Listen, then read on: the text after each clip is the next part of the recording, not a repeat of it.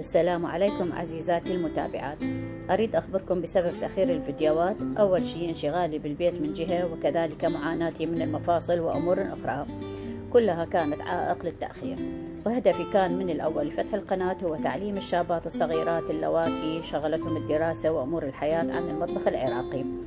أرجو منكم تقبل هذا التأخير، ويكون مطبخي دليل طبخ لكل بنت عراقية. وهسه نرجع لطبختنا لهذا اليوم، ملفوف الباذنجان.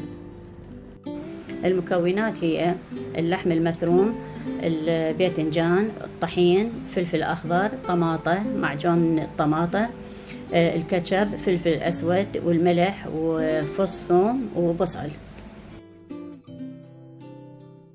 هنا بعد ما خلطت اللحم والبصل والثوم، وخليت الفلفل الأسود والملح والبهارات المشكلة، وخليت لها ملعقتين طحين وعجنتها. أبدي أسويها على شكل أصابع على مود أقليها وأحضرها. وعندي الباذنجان هم أنا أشرحه وأملح وأقلي. فعندي تريدون تقلوه بالطاوة، تريدون تقلوه بالقلاية الهوائية، أو تشووه بالفرن. الطاوة اللي أقلي بيها الكفتة هي نفسها سأحضر بها الصلصة على مود تاخذ طعم الكفتة. أحمس أول شيء المعجون، وبعدين أضيف له الكاتشب، وأخلي شوية ملح، وأضيف المي، وأخليها تفور وأطفيها. بعدين أبدي أحضر الباذنجان، يعني شوية يبرد طبعا على مود بسهولة تلفوه. تخلون الكفتة داخلها وتلفوها، وتخلون فوقها فلفل أخضر والطماطة. وإذا عندكم طماطة كرزية طبعا أحلى يصير.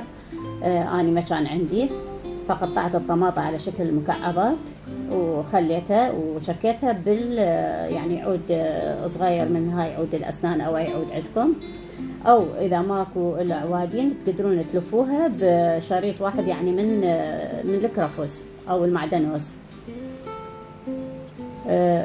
صفطوها بالقالب اللي انتوا اللي تريدون، والصلصة تكون جاهزة عندي. أصبها على يعني الكباب اللي أقصد الكفتة والباذنجان اللي سويته، وأدخلها الفرن. هي كلها صارت مستوية، ففي الفرن تاخذ فد 10 دقائق ربع ساعة كلش كافي عليها. تفتحون الفوق والجوة، أول ما يذبل يبدي الفوق الطماطة تذبل والهذي، طفوا الفوق وخلوه بس الجوة. من طفيت الفوق خليت قليل من المعدنوس للتزيين، وألف عافية إن شاء الله يعجبكم.